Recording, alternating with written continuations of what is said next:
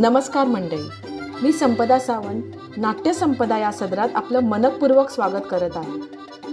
Bharat Jadhav entertainment निर्मित आणि मराठी सिनेमासृष्टीतील तसेच रंगभूमीवरील दोन ताकदीचे अभिनय सम्राट महेश मांजरेकर आणि भरत जाधव यांचं शंकर जयकिशन हे नाटक सध्या जोरदार चर्चेत आहे. या नाटकाच्या निमित्ताने हे दोनही प्रभावी कलाकार एकत्र आले आहेत. मंडळी, या नाटकाचा विशेष भाग म्हणजे महेश मांजरेकर सरांनी गाणं गायलं आहे. रंगमंचावर कलाकार स्वतः गाणं सादर करत असल्यामुळे प्रसंग अधिक जिवंत आणि प्रेक्षकांशी थेट जोडणारा ठरतो. सर, 2025 ची सांगता लाईव्ह बघायला मिळाल्या प्रेक्षकांना, मराठी प्रेक्षकांना, तर काय सांगणार या नाटकाबद्दल? नाटक मी ज्याला पहिल्यांदा माझ्या वाचनात आलं, म्हणजे माझ्याकडे वाचलं विराजसनी, ते नाटक वाचूनच मी लगेच हो म्हणालो. कारण एक वेगळं नाटक होतं, पुन्हा म्हणजे टिपिकल नाटक नाही, त्यात गंमत जम्मत होतीच, पण त्याचं अख्खं लिखाणाचं क्राफ्टिंगच खूप छान होतं. आणि दुसरं म्हणजे माझ्या स्वभावाच्या अगदी विरुद्ध रोल होता आणि म्हणून मी हो म्हणालो, कारण ते माझ्या स्वभावासारखाच रोल केला तर ते काय पॉईंट नव्हता. इट इज व्हेरी अनलाईक मी, आणि त्यामुळे मला तर लगेच हो म्हणालो मी. आणि म्हणजे नाटक आवडलं नसतं तर मी हो म्हणालो असतो, कारण भरत माझा सगळ्यात आवडता कलाकार पण नाही म्हणत मी. भरत एक माणूस म्हणून खूपच चांगला माणूस आहे. अशी माणसं बनत नाहीत आज. त्यामुळे मी त्याला हो म्हणालो, तो मला तेच म्हणाले नाटक करायचं, म्हणजे नक्की करू. आणि मग हे परत दुग्ध शर्करा योग नाटकही चांगलं होतं. आणि सगळ्या अतृप्त इच्छा पूर्ण करून घेतल्या. मी काही फार ग्रेट गात नाही, पण तरी ते ठीक आहे. पण तसंच असतं ना, ते त्याचा आवाज पण तसाच आला पाहिजे की फार सुरात पण नाही की मी गायक नाही, पण ते कॅरेक्टर गात आहे, त्यामुळे ते थोडंसं ऑफ असेल तरी इनफॅक्ट ते चांगलं वाटतं. तुमचं आणि मुलीचं नातं कसं आहे?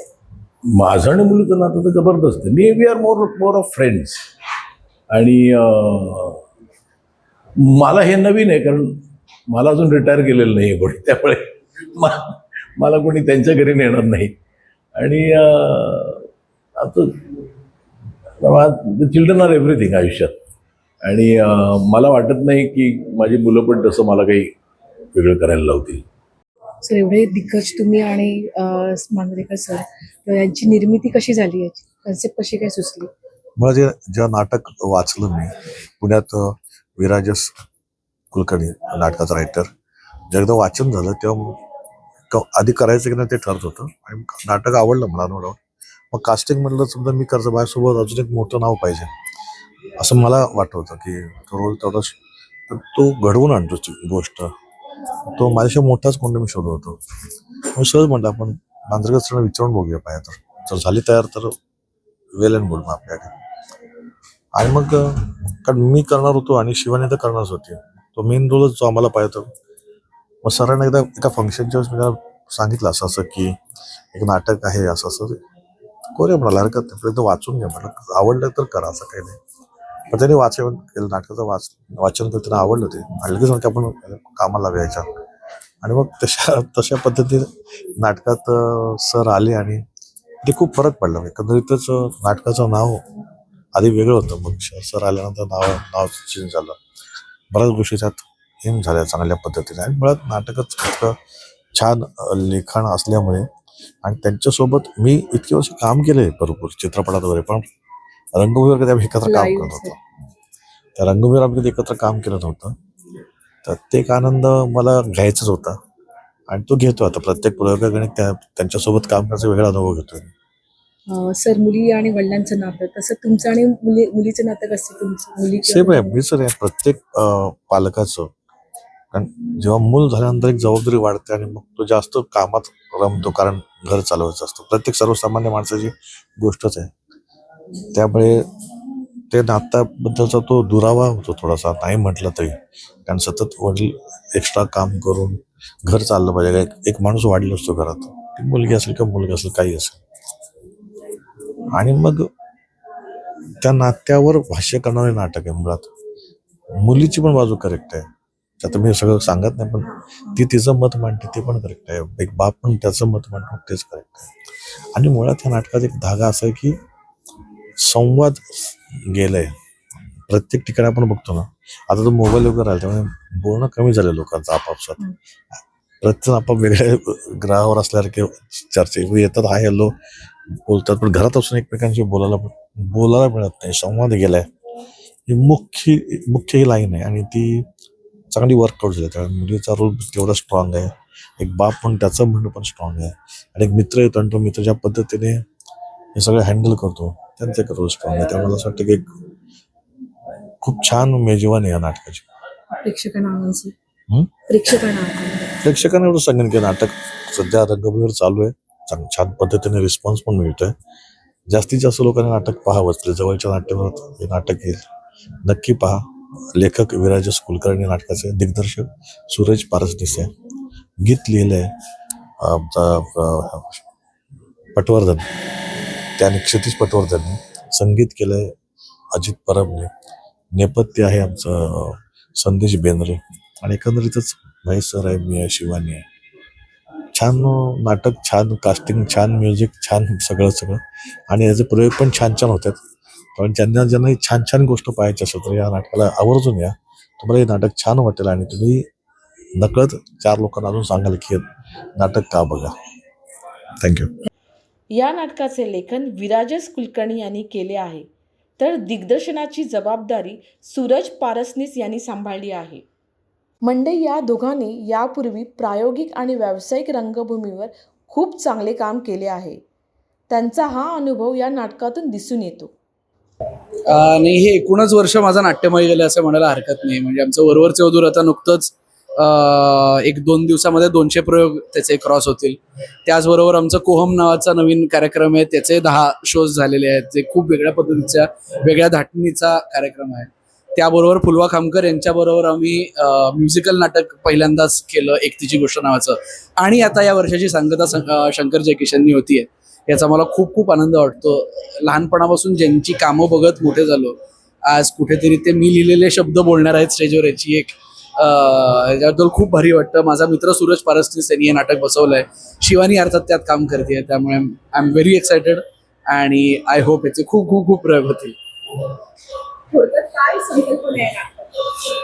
नाटकाची संकल्पना ही फार न फोडता तुम्हाला सांगतो, मित्रांची गोष्ट आहे आणि वडील मुलीची गोष्ट आहे. आणि वडील मुली सुद्धा त्यांच्यातलं नातं सुद्धा हे मैत्रीचं होऊ शकतं का नाही हे याच्यातनं आम्ही बघितलं. आणि अर्थात भरत सर आहेत, महेश सर आहेत, त्यामुळे प्रचंड धमाल मस्ती आणि इमोशन्स या सगळ्या सकट या नाटकाची स्टोरी तुम्हाला बघायला मिळेल.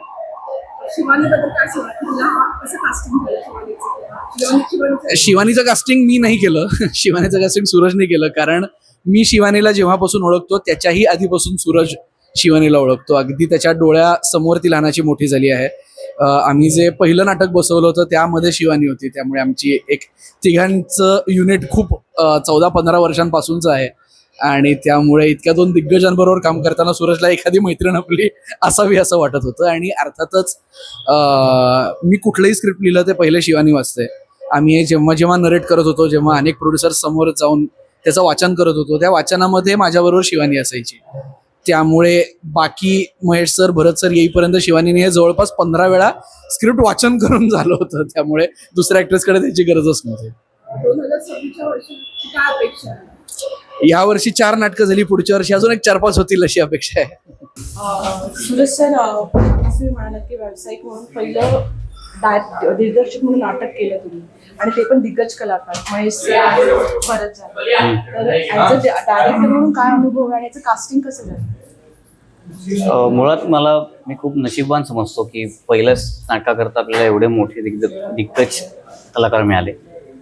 नाटक जेव्हा विराजसून लिहिलं होतं तेव्हा आम्हाला डोक्यात भरत सरच होते. तर आम्ही हिंमत करून त्यांना भेटलो आणि त्यांना म्हटलं एक नाटक ऐकवायचं होतं. तर त्यांनी ऐकल्यानंतर लगेच त्यांना आवडलं आणि त्यानंतर ते दुसरा कॅरेक्टर कोण करायचं त्यांनी सुचवलं की महेश सरांना आपण विचारूया.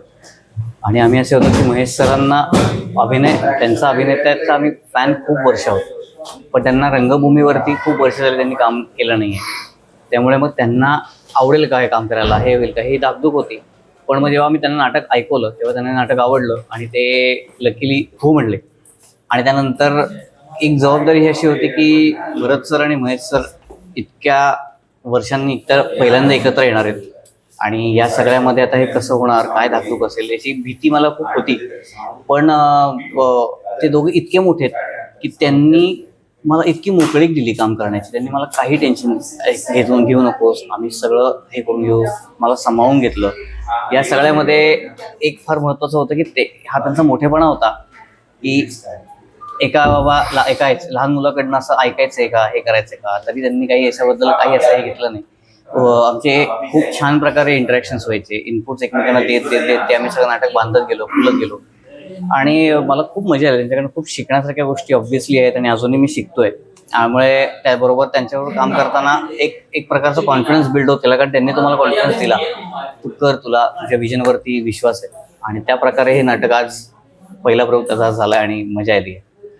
शूटिंग हैदराबादला झालं असं ऐकायला लागलं नाटकाचं, तर काय त्याचं? महेश सर एका सिनेमात काम करत होते ज्याचं शूटिंग हैदराबादला होतं. त्यामुळे मधला बराच काळ तालीम नाही, हे फार डेंजर परिस्थिती झाली असते आमची. मग त्यावेळेला भरत सरांनी हे घेऊन पुढाकार घेऊन की आपण अख्खी तालीम हैदराबादला शिफ्ट करू आणि मग आम्ही सगळे हैदराबादला गेलो. आणि महेश सरांचं तर हे फार मोठं कौतुक आहे की ते त्यांचं शूटिंग सांभाळून, शूटिंग झाली की संध्याकाळी आम्ही तालमी करायचो.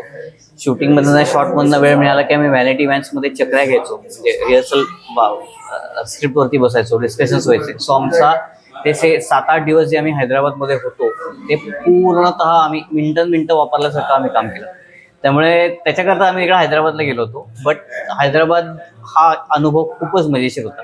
त्याचा फायदा असा झाला की आम्ही सगळे फक्त त्याच कारणाकरता होतो, फक्त कामाकरताच तिकडे असल्यामुळे बाकी काहीच टेन्शन नव्हतं, कुठं जायचंय, कुठं हे करायचं असं काहीच नव्हतं. त्यामुळे फक्त आम्ही फोकस करून त्याच्यावरती काम करू शकलो. सो हैदराबादच्या तालमीचा फायदा खूपच झाला नंतर आम्हाला. एका शब्दात सांगायचं झालं तर काय सांगणार नाटकाविषयी? हृदयस्पर्शी असा शब्द मला लगेच येतो, कारण याच्यात भरपूर मुद्द्यांवरती आपण बोलतोय. वडील मुलीच्या नात्याबद्दल, त्यांच्या मैत्रीबद्दल, कुठेतरी 60 या वयापर्यंत पोचलेल्या काही त्या मैत्रीबद्दल, आयुष्याबद्दलचं डोकं जेव्हा आपण परत बघतो त्या वयात पोचल्यावरती त्याबद्दल, अशा अनेक मुद्द्यांवरती नाटक बोलतं. आणि हे खूप गुदगुल्या करत नाटक आपल्याला पुढं जातं. त्यामुळे असं कुठंच असं होत नाही की एकदम गंभीरच चाललंय आणि असंच चाललंय, मुद्दे बोलले जात आहेत. त्यामुळे ते विराजचं असं कौतुक आहे की त्यांनी ज्या प्रकारे ते विणलंय, मुद्दे कशा पद्धतीने मांडायचे प्रयत्न केले, तर ते साधारणतः तसं सगळं होत एक परिपक्वता आणि हृदयस्पर्शी असं मला आत्ता वाटते. म्हणलं असं हे नाटक तुम्हाला गुदगुल्या करत काहीतरी आत डोकायला लावेल असं वाटतं. नाटकाविषयी प्रेक्षकाला काय सांगणार?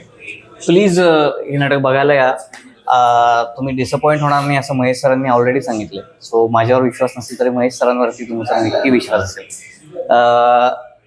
तुम्हाला तुमच्या मित्रांबरोबर बघायचं असेल, तुमच्या आईवडिलांबरोबर बघायचं असेल, तुम्ही कोणाबरोबरही हे नाटक एन्जॉय करायला नक्की येऊ शकता आणि नक्की तुम्हाला हे नाटक थोडं विचार करायला लावेल याची मला खात्री आहे. या नाटकात शिवानी रांगोळे यांनी भरत जाधव यांच्या मुलीची भूमिका साकारली आहे. त्यांचा अभिनय सहज, नैसर्गिक आणि प्रामाणिक आहे. भावनिक प्रसंग असो किंवा हलक्या फुलक्या क्षणांची मांडणी, शिवानीने आपल्या भूमिकेला योग्य न्याय दिला आहे. भरत सर आणि महेश सरांबरोबर काम करायचा अनुभव. यामध्ये मी जे पात्र करते ते भरत सरांच्या मुलीचं पात्र आहे. ईशा असं तिचं नाव आहे, ईशा करकरे. आणि मी फार काही सांगणार नाही आमच्या पात्राविषयी किंवा गोष्टीविषयी. तुम्ही नाटक येऊनच बघा. पण मजा तर आम्हाला खूप येते आहे. आणि मी म्हटलं तसं दिग्गजांबरोबर काम करताना मला खूप वेगळा अनुभव आहे आणि खूप शिकायला सुद्धा मिळते. तुम्ही एका शब्दात काय सांगा?